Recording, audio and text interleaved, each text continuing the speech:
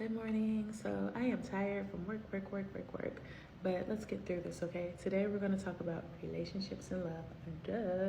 And so I believe like a lot of people are in unhealthy relationships and they don't work because things that we're not doing prior, and you just end up being emotionally involved with someone and it's too late to kind of pull back, right?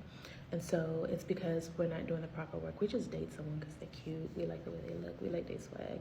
That girl was fine. You like her body type, right? But you're not really taking time to get to know who they are. We should be asking tough questions. You want to be at least 70% compatible, because 70% is pretty good and you can work through some things. You're going to have a few things to work through, but as long as you're mature and committed, this thing can go all the way. Same thing with 80% is really good and probably about the most average people will, kind of get on. But really, if you can get to 90%, that's like almost that's soulmate level. You know what I mean? Like it's like butter and breathing. It just works, and there'll be some things you got to work through, but it's kind of effortless, and it feels so amazing if you can accomplish that. Someone who you're 90% compatible with. How do you find that?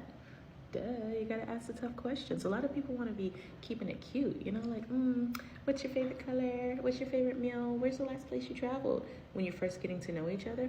When I feel like when you're dating, why waste time with that? Start with the hard questions first and work your way down. Make sure you're actually compatible before you start catching feelings. A lot of times people end up sleeping with each other before they even know if they're in alignment. And it doesn't matter if you're not looking for your husband or wife, or you're just kind of dating casually. It's important that you still date mindfully, because you don't know how long this thing is going to last and if you catch feelings. And a lot of people end up married off of this mess, and then they have a messy marriage. Ooh, burns. I'm not trying to, but it's real. So, you want to make sure that your core values, your love language, spirituality, whether you want kids or not, how you handle finances.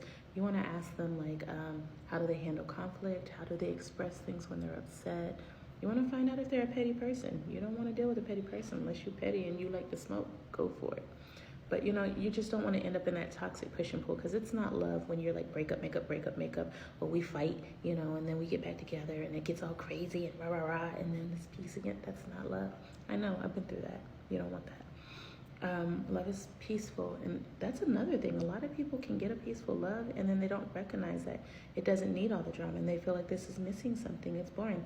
It's not missing anything. You spice it up in the bedroom. You spice it up with vacations and laughter and humor and healthy things. But we're so used to unhealthy that we think that toxicity keeps the relationship in a loving, interesting space. You don't need that kind of drama.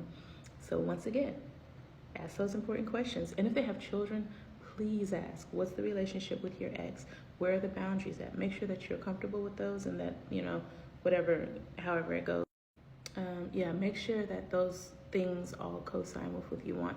And I know that because being a single mom, I have to answer these questions. Guys want to know, like, what's going on with your, and how do you do? And there are some people who are like, oh, I could deal with the whole, like, what is it called? Like, blended family aspect. And then there's some people who are like,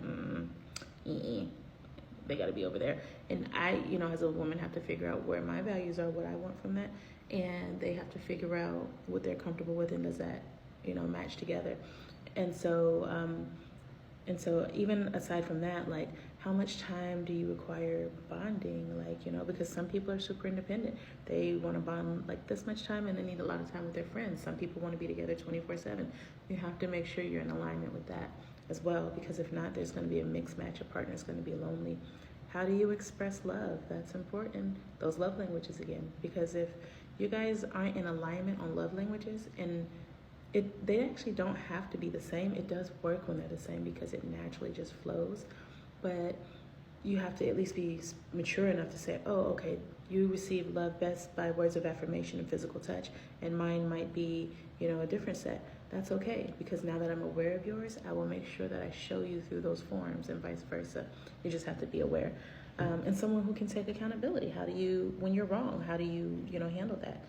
There's so many questions, past this, and we'll do this in another video because this is getting kind of long. But do you get my point there? So be really intentional when you meet people. Don't waste your time or their time. This is so important.